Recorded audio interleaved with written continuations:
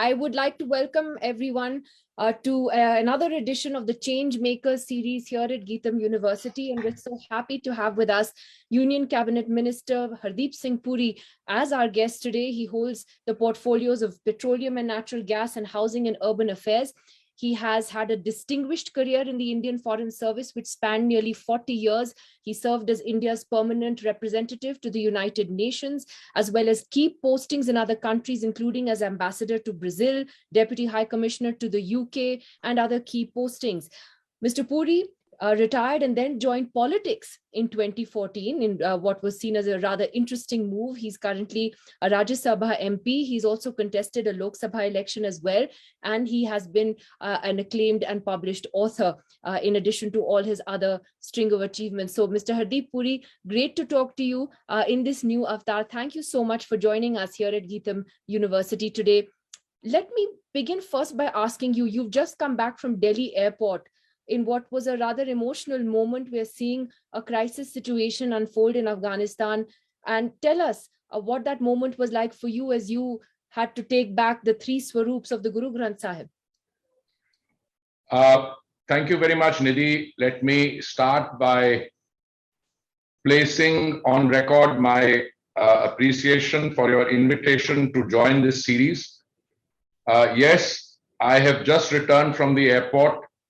I felt deeply privileged that I was instructed or requested to be at the airport, extend a welcome to our brethren who, finding themselves in very difficult circumstances on account of a situation which is known to everyone, and 3 of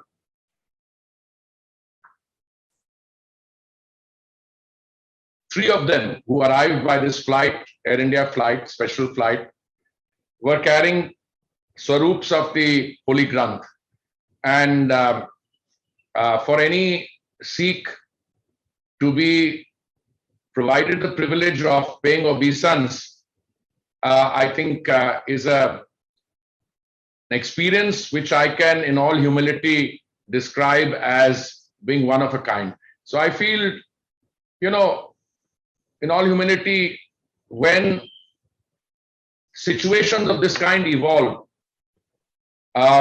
it's very proud to be an Indian, because Mother India has always opened its arms to people who are leaving situations which are war-torn or in turmoil. The Prime Minister, in the current situation, has perhaps anticipated this all along. India is, in fact, a very good example of the principle of non-refoulement. That is on which this entire humanitarian philosophy is based. And over the centuries, people have sought refuge in India. And when the CAA was enacted, Nidhi ji, a lot of people opposed it for what I think, in retrospect, were very narrow political partisan reasons without understanding it. I mean, some of those who are wanting to go to the airport and receive our brothers now were openly opposing it, including turban-wearing people from the Punjab or Delhi. My point always has been that you look at the sentiment, a process. The cutoff date which was there was contextual to when the legislation was conceptualized and enacted. Then they say, well, this hasn't been done. Look, all I can tell you is Mother India's open arms, the principle of non-refoulement, the Prime Minister's absolute clarity. And to make it partisan, but you are welcoming X and Y, not Z. Said who? We are welcoming everyone. But if you're talking about people who are likely to face adverse circumstance. I mean, I spoke to the three brothers who came, if I remember correctly, Himmat Singh, Kalraj Singh, and Dharminder Singh. I said, some of you decided to stay back. So he said, yes, 5 brothers decided to stay on to look after the Gurdwara Sahib. And I asked him, I said, and very, very, very candidly, he said in Punjabi, I suspect you understand Punjabi. So he said, ki halata de depend karta, whether how the situation. So yes, to answer, give you a rather long-winded explanation, I am moved. I'm moved. And I tell you, the kind of life I've led, I've seen all kinds of situations in my professional career, but this was a deeply humbling experience.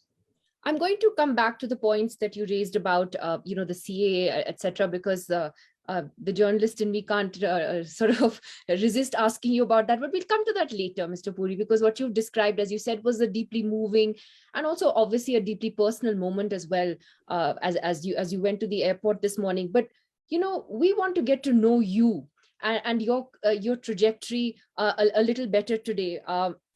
Tell us a little bit about your life growing up. Your father was a civil servant as well, and you were born in Delhi. What was that like? He was a diplomat as well, if I'm not mistaken. What was your childhood like, moving around from one place to the next? Well, the first 4 years of my life, I spent with my parents in Delhi. I think it was in 1956 or 57 that my father moved on his first posting to our embassy in Bonn, in the Federal Republic. I went to a German kindergarten. As a child, I had long hair, tied in the form of a gut at the back. And I had some interesting experience because, naughty German kids in a kindergarten, how do they deal with you? I mean, they find it strange. So I was bullied around a bit, but I had if you would like, the counsel of a German lady who in many ways was a second German mother to me. And she said the only way to deal with these young scruffians is to kick them just below the knee and kick them hard. I followed that, and it taught me an important lesson in life, that if somebody tries to bully you intellectually or physically, the best remedy is to stand up and give it right back. So to that extent, I think that defined my childhood, my years at Delhi University.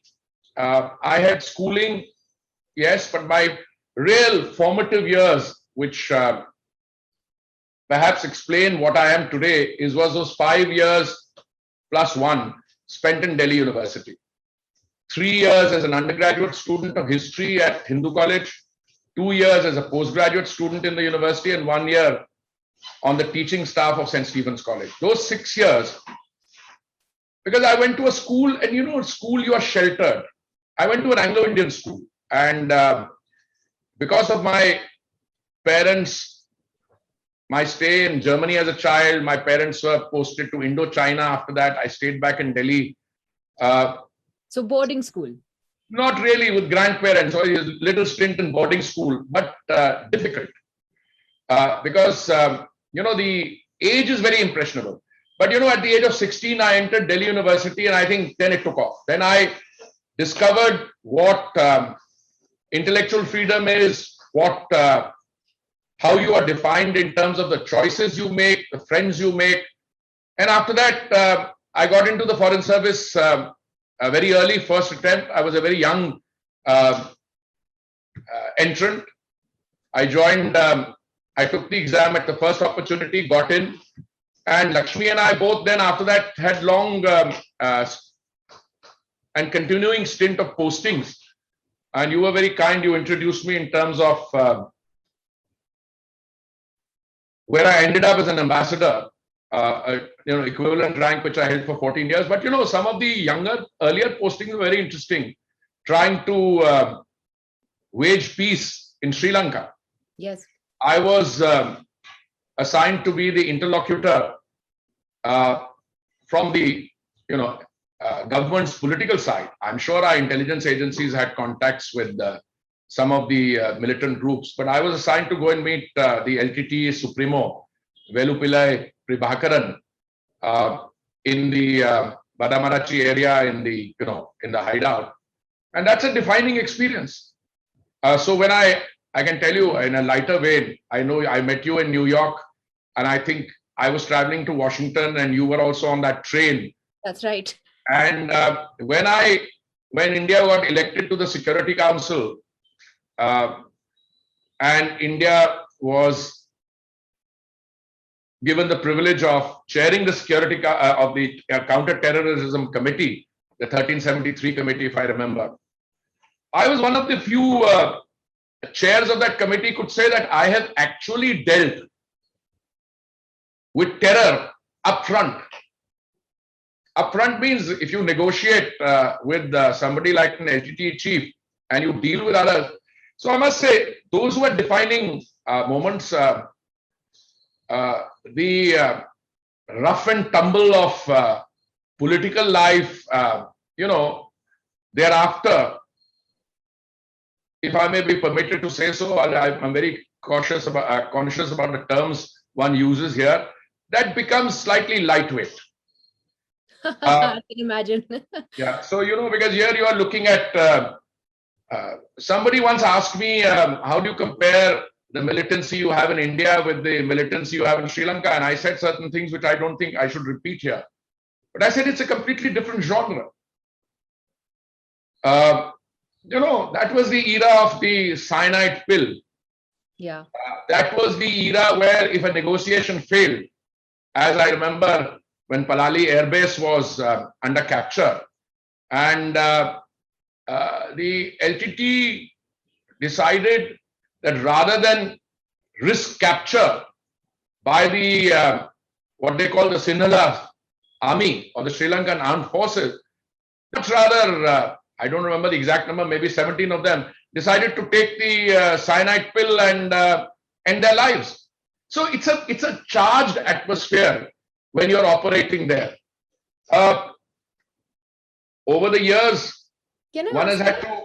Sorry. No, sorry. Because I before we get to the political part of it, I really am interested in sort of looking more at your foreign service career. And before that, at a more personal level, when do you think you ran into your first failure in life? This is a very important question because we all fail at some point. We don't always succeed. And it's how we handle that failure that makes us who we are, in my opinion. When did you first encounter your first big disappointment or failure, and how did you deal with that? What was First of all, I think failure is a very strong term. That's why I said disappointment.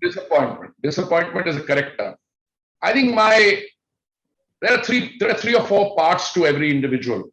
In my case, the academic life or work is one. Professional, which they are two closely related. I was very disappointed with my school result. I mean, I shouldn't talk like this, but I was always expected to do, maybe wrong perception, exceptionally well. I didn't do so well, but I got into a very good college, Hindu College, Delhi University. And there was that continuing, it used to rankle. That maybe that's a correct term. That, my God, you have to prove a point. And I did. I ended up topping the university in the BA Honours History exam. So that was one disappointment which I think I was able to overcome. My mother used to say to me, not so much to others, if this guy works hard, he could do very well. So there was always this thing about hard work. And I tell Lakshmi's now, I said, I wish my mother was alive, at least only to see that I am capable of working hard. That's all. Nothing more than that. You prove it to yourself, to your parents that you are. Professionally, I can tell you,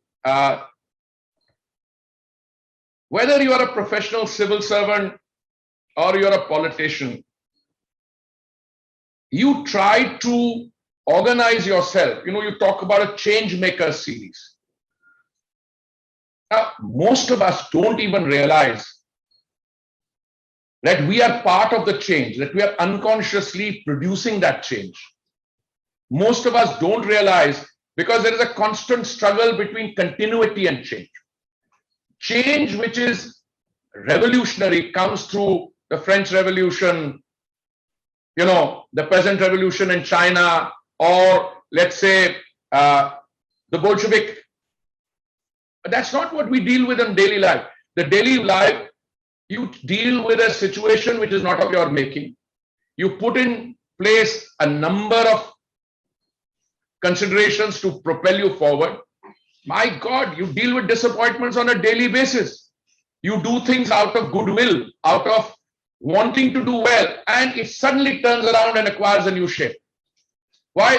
Because somebody, and I tell you, disappointments, I don't want to be critical, but today, by virtue of globalization, the instant spread of news, and now social media, you don't know when you're caught up with something where somebody twists your words completely out of turn. And I think policy making, and I've been extremely fortunate that I have, throughout my foreign service career and after the Honorable Prime Minister inducted me, been in situations where I think I can contribute. But there are disappointments every day. People don't understand what they're doing and they will come at you, But let me talk about policy. I was sitting through a meeting in New York when the then Prime Minister, Dr. Manmohan Singh, was meeting his Sri Lankan counterpart. And he had been briefed by everybody, and he had been briefed on what the Sri Lankans are going to say, what he should say. And, out of sheer politeness, he turned around and asked me, he said in a very, very philosophical way, would the ambassador like to say it? So I said, sir, please appeal to him and tell him that what he needs to do for his own citizens. I mean, the Tamils are his citizens. I just the point. The point is, look at the amount of work we invested. And sometimes you get the feeling that things will go completely wrong. I mean, we talked about Afghanistan today. I mean, I'm a student of history, Nidhi, and so are you.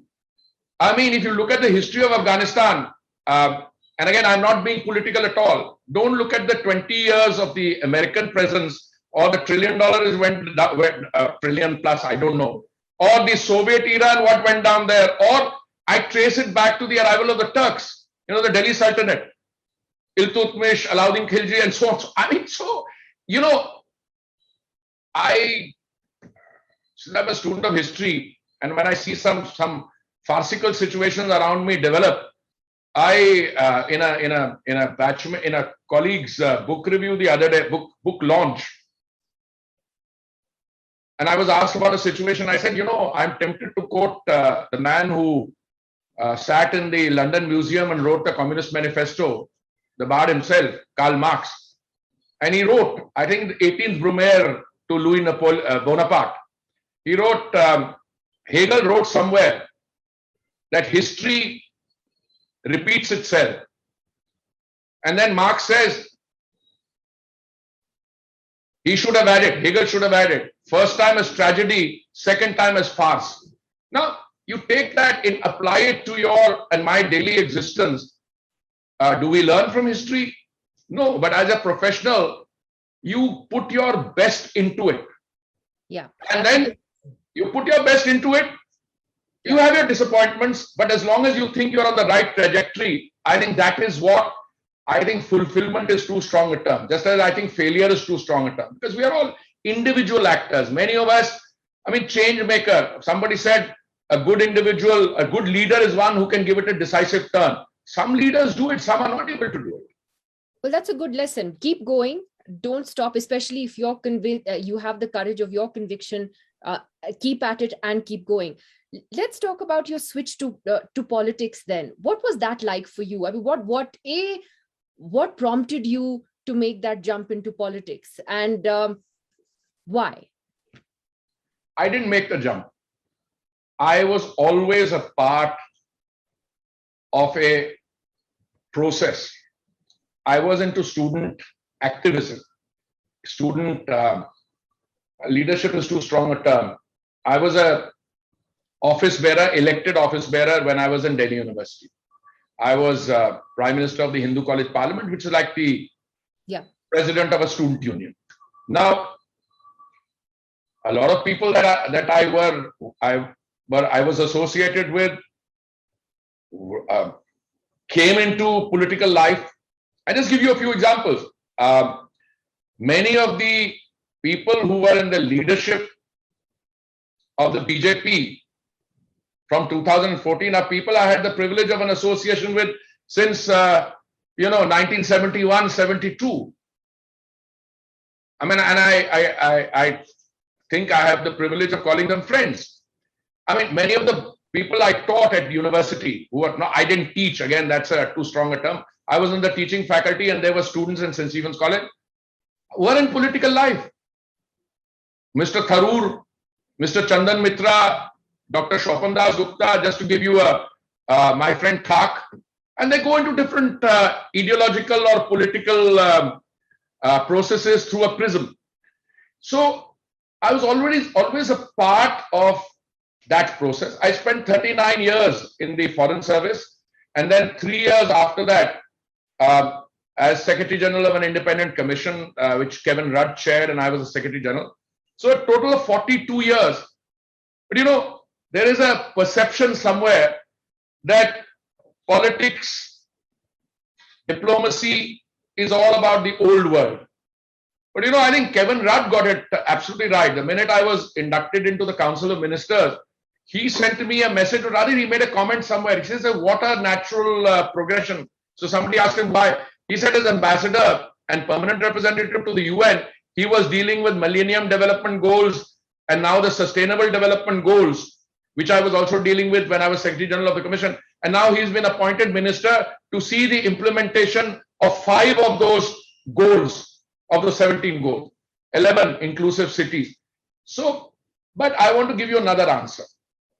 Answer is Modi ji's ministers, because of the hands-on, forward-looking, programmatic policies that he has, both in terms of urban rejuvenation or green energy, etc. His ministers tend to be ministers more in the mold of being technocrats. Not all of them, many of them. Because you are participating in a team. So my short answer is, it wasn't as difficult a transition. Yeah, there is. I mean, I tell you a story. I hope I don't get misquoted.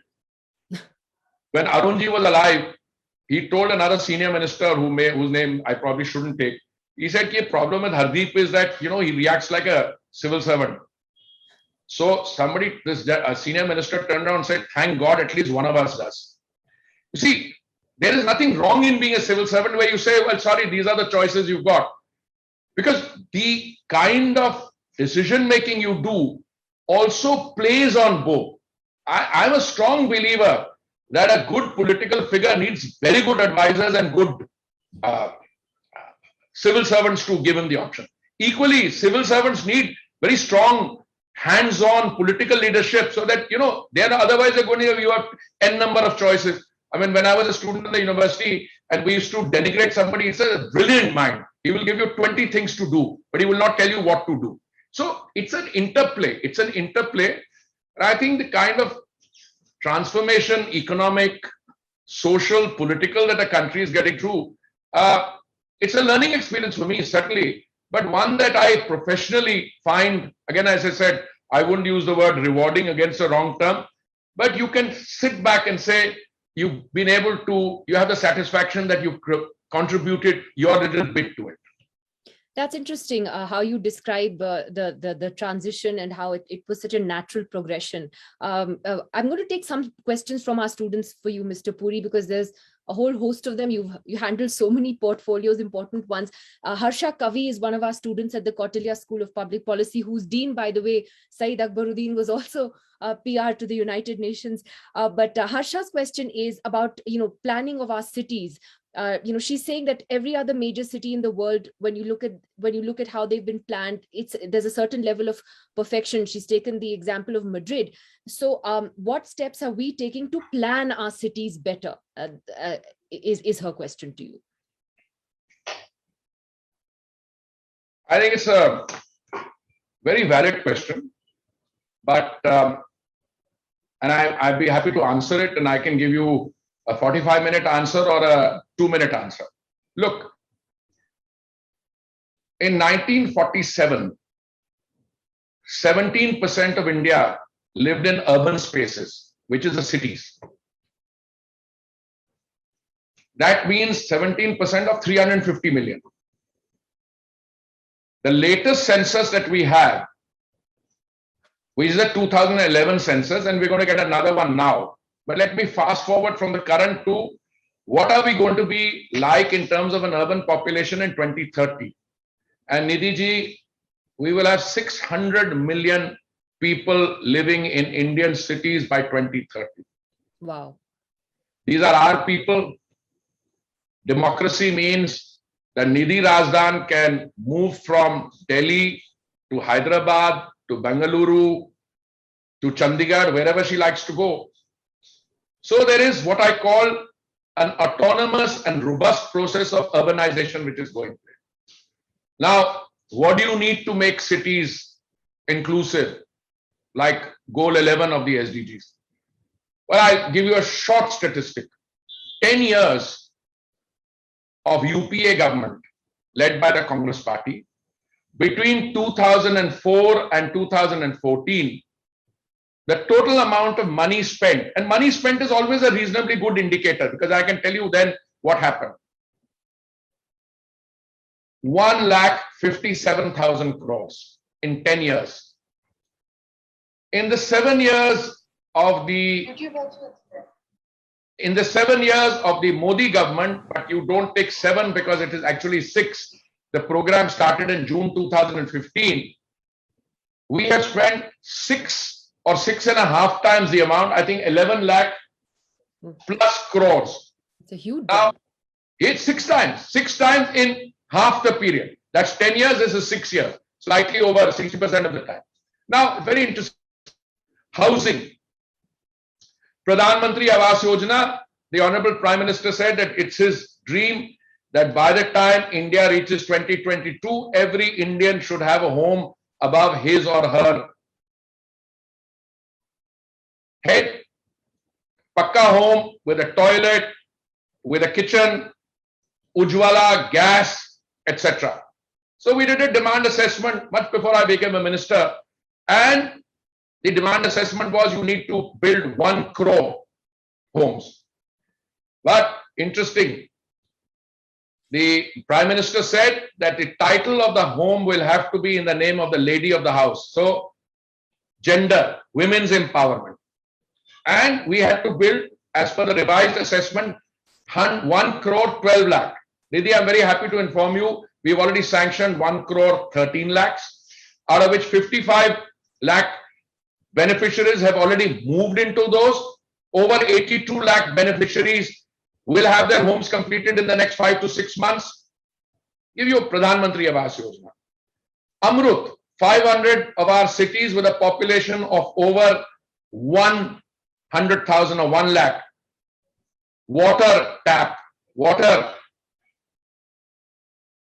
stormwater drainage, septage, sewage. Urban transport. In 2002, when Vajpayee ji was Prime Minister, we started metro rail system. The first line, I think 30 or 40 kilometers was laid in 2002.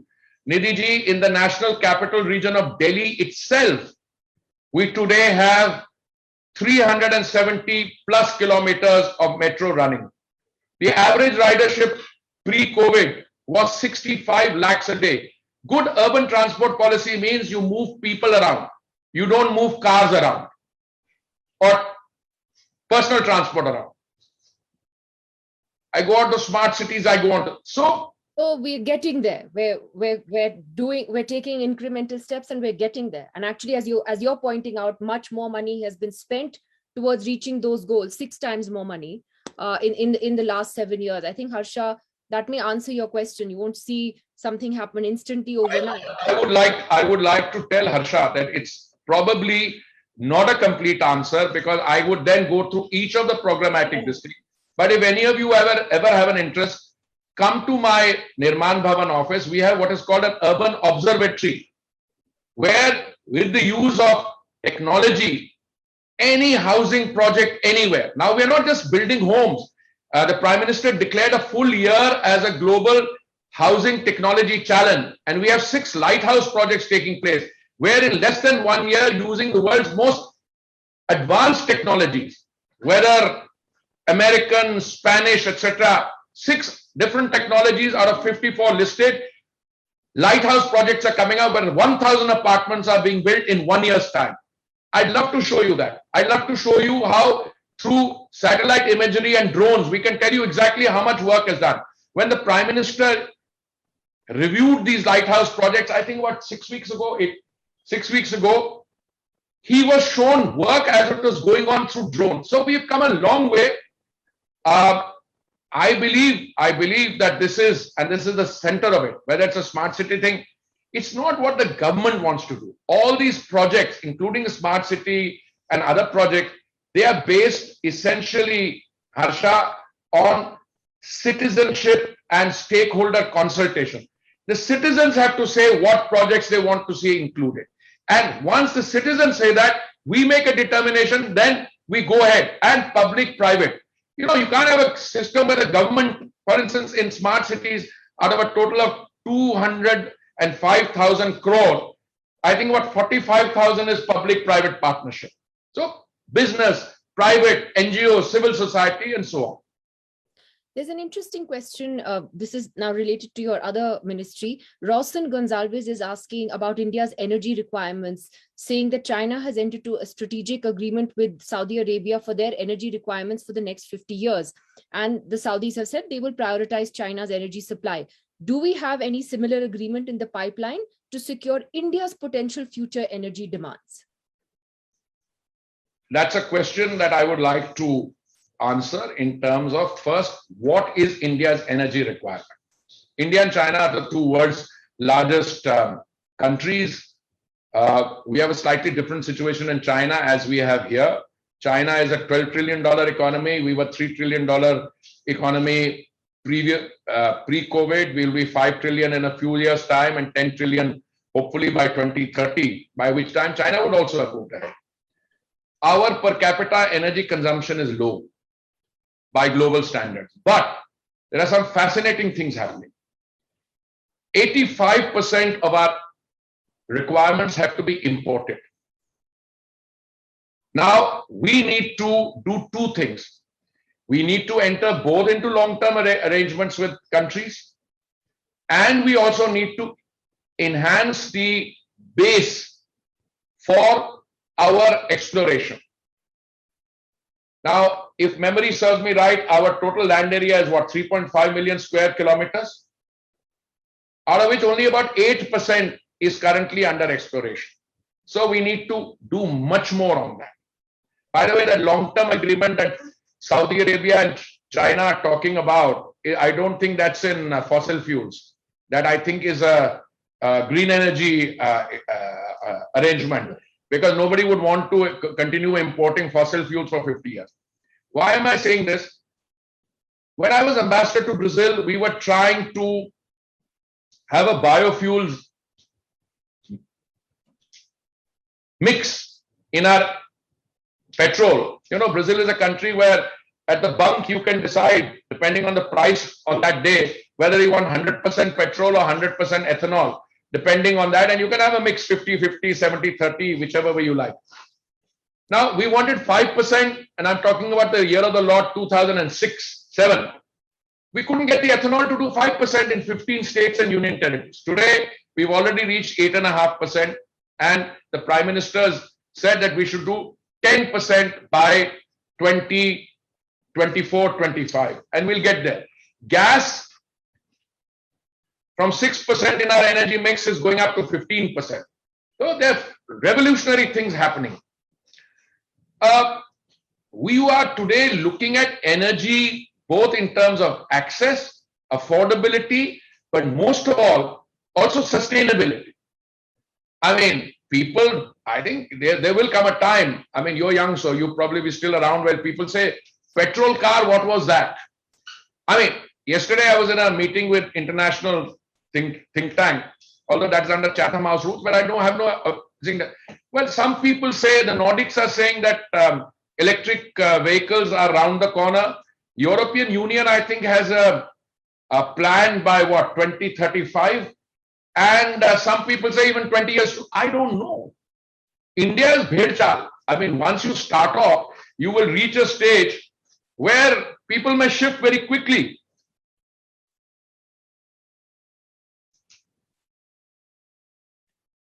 Now, I've been correctly advised. You see, when you talk about long term, he said you should say that we have existing long term agreements on supply of oil as well as gas from major suppliers, Qatar, UAE, Saudi Arabia, and other partners. I mean, I took that for granted. But when you're talking about 50 years,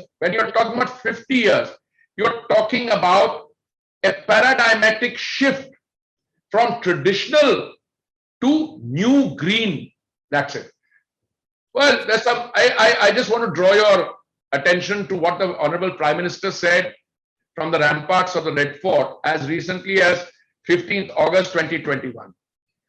He said we are spending 12 lakh crores a year on imports of energy. That has to stop by the time we are 100 years old as an independent nation, number one. Second thing he said was green hydrogen mission. And I think green hydrogen is what everybody is talking about today. So I think these are changes taking place. The answer to this question, I'm sorry, who was the person who asked it? Girish? Rosen Gonzalez. Yes, to Mr. Gonzalez, yes, absolutely. We're on the same track. All right. So, Mr. Puri, let me come back to the issue of Afghanistan for a moment. And you know what you had said right at the beginning about, you know, the CAA. Now, just to be the devil's advocate here, many of those who had spoken out against the CAA in the form in which it was passed didn't object to India giving shelter to minorities from other countries. I think the primary issue was that why should we single out certain religions? Why should not we give shelter to all? Because that is, for instance, what we are doing. Afghan refugees who are coming to India today, they're not being discriminated on the basis of their religion. There are Afghan Muslims, there are Sikhs, there are Hindus, everyone's coming. The CAA itself has a cutoff date of 2014, December 2014. I think what some people are raising is that more than the CAA, do you think India needs a proper refugee policy to address these issues rather than focus on just, a single law like the CAA? No, I think you just answered your own question. India has never turned its back. That's what I meant by non-refoulement. You don't turn away anyone. They've been coming all the time. But look, I think these guys who objected to it, I'm sorry to have to say this, these are philosophers philosophizing with a false conscience. That's why they're being caught out now. I was being slightly mischievous when I tweeted 2-3 days ago. I mean, you didn't want a CAA with a cutoff of 2014. You didn't say, no, I don't want 2014, I want 2020. You didn't say that. They turned it into partisan political slugfest. That is what my point was. Look, India, Mother India is greater than all of us put together. Somebody has to take that and stand up and say, but listen, the guys who were being persecuted there are not ex-religion. If ex-religion is persecuted, he can come in any case. When we take them in, we're taking them in now. But it is two minorities, people who are minor. You're talking about persecuted minority. If somebody of a majority religion, Nidhi, I don't have to tell you this. There are so many famous names of people who came in from ex-country, and I'm choosing my words to steer clear from my MEA days, etc. I'm talking about humanitarian refugee sentiment. And India has always been like that. But what they do is, when it comes to a BJP-led government, which has 303 in parliament, which has suddenly transformed the political narrative, they pick out the wrong things. Now, Who is not in favor of good relations with neighbors? But you take that out of context and you overlook an evolving security situation, which is likely to impact some minorities by virtue of their small numbers more seriously than others. That's all I'm saying. And I think we're all on the same wavelength, except that, if I said in Parliament also, agar rajnetik rotiye sekni hai, to be my guest. I'll talk to you about it. The same thing came on vaccines, same thing came on, all the other major issues, but they're fighting a losing battle. Absolutely losing battle. I mean, you disrupt Parliament and you don't want to have a discussion. You'd like to think, what happened? The Prime Minister tried to introduce 40 new members of Parliament. And I just did a Jan Ashirwad Yatra in Delhi. My God, the response electrified. Because people came out not to bless the newly appointed minister. He came out to say your policies, unauthorized colonies, Ujwala, free gas cylinder, those are things. Now, my point is, you talked about Parliament. Sorry to interrupt there. And that's a very good point, because we at the Kautilya School of Public Policy, which is a part of GITAM, just last week we had our orientation, and that was one of the things we talked about. How do we save an institution like Parliament, which is so integral to our democracy? Now, Mr. Puri, let me ask you. I mean, you've been a diplomat. You know the art of negotiation. Do you think that what we need desperately right now is a better dialogue between the opposition and the government? Because at the moment, it does feel a bit like political opponents have also become enemies of each other, and it never used to be that way. So how do we create that space to have a dialogue even with differences, so that we can have those debates in Parliament and pass bills with discussion rather than pass them within 10 minutes without discussion? Okay, 1 minute. Let me just tell you, discussion, negotiation is defined in terms of the it takes two to tango approach. The enemy, in the case of COVID, I kept telling them in Parliament, listen to my 12-minute clip. The enemy is the virus, not the government. Of course. So where is the vaccine? Where you have a situation today where by the end of August, we would have done 60 crore vaccinations. I asked Mansukh Bhai Mandavia, I said, how much vaccine, brother, in September? He said 20 crores. How many in October? 30 crore. Otherwise, 60 crore kar liya, another 50 crore coming. And what was this halla about? I tell you, I'm privy to something that happened in the Congress party. They said, let us not allow any discussion to take place. Let's only have a discussion on the COVID. And you know what happened? They lost that discussion. There was a 4-hour discussion and the Congress and the opposition lost it squarely because we were so good on our facts. My concern is not, Parliament is a very strong institution. If I have videos of me trying to disrupt Parliament played back to my constituents, and next time, Nidhi, I go and ask for a vote, they'll say, what the so-and-so were you doing there? You represent the aspirations of your electorate, people who vote for you, which is sacred. You come into the temple of democracy. What are the scenes we have here? I mean, I'll tell you an interesting light. My colleague is speaking, Mr. Vaishnav. You come, lift the paper from his hand, tear it, and throw it. That's not the issue. I told my friend, I don't know whether I should name him. I said, I'm going to recommend that in the Olympics, there be another category of 50 plus age group, somebody wearing a turban who can throw a briefcase like a javelin into the face of the presiding officer by standing on the table of the House. Now tell me, you want dialogue on this? I'm very clear. You want a dialogue through you. When you invited me, somebody turned around and said, are you sure you want to talk to Nidhi? I said, why not? But you were doing that format. When I asked my colleague, I said, what is the format? He said, 45 minutes and question answer. I said, I agree. NDTV baggage. No, NDTV. I used to appear in NDTV. Come on, NDTV also, exactly. I used to interact on. I'm saying something different. Huh. I'm saying that Parliament will be around. We are facing a very different situation. One of my books I've written, I think I gave it to you, that between the 2014 election and the 2019 election, Congress party in both put together doesn't have 100 seats in the Lok Sabha. In between Kerala and West Bengal partnering with different parties, they drew a zero. With the current evolving situation in Uttar Pradesh, which is what the fulcrum where the Congress party started. Look, it's that problem. Now, I have no difficulty in all of them trying to coalesce and find a coalition amongst themselves. That's what politics is all about. But we repeatedly invite them to talk. Okay, I'm not the leader of the house, but I know my friend Piyush Ji is. I know what between Piyush Ji, Mukhtar Abbas Naqvi, and the Minister for Parliamentary Affairs, always reaching out. But they took a decision not to allow Parliament to function except something. Now, what do you want us to do? Do you want us to succumb to that and not have our legislation passed when we have the numbers? But passing legislation isn't just about numbers. It's also about parliamentary committees. I don't agree with it. Government business and ordinance should remain an ordinance. We should re-promulgate the ordinance. I am sorry. A government which has a legitimate right through numbers, and it is inviting the other side to participate.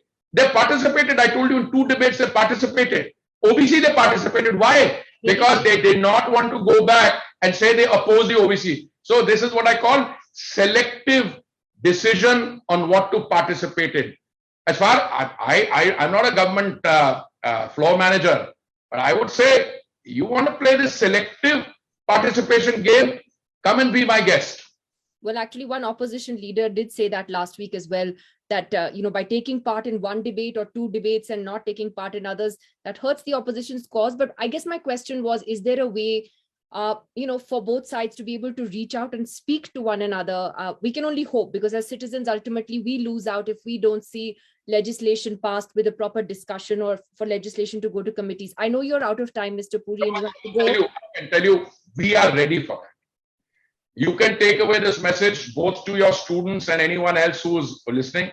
Government stands ready to talk both on the urgent, important issues of the day and on how to take this forward. We've invited them a number of times. My own feeling is once they realize, and the Jan Ashirwad Yatra put this. I mean, as I said, if the Prime Minister had introduced it, maybe out of the 40 new ministers, people would remember the name of 5. Now, each one of them has been through their constituencies. Every constituent will remember inka naam kya. So these things, politics and democracy has a dynamic of its own. I want to, before we go, Mr. Puri, ask you about, your wife, your partner, Lakshmi Puri, who is a distinguished diplomat and has had her own distinguished career in diplomacy. What has that been like, that partnership? It's very unique, and I'm sure it's been a great source of strength for both of you in your journeys. Well, I don't know about both of us, but she is more than just a partner. I mean, she's also my soulmate.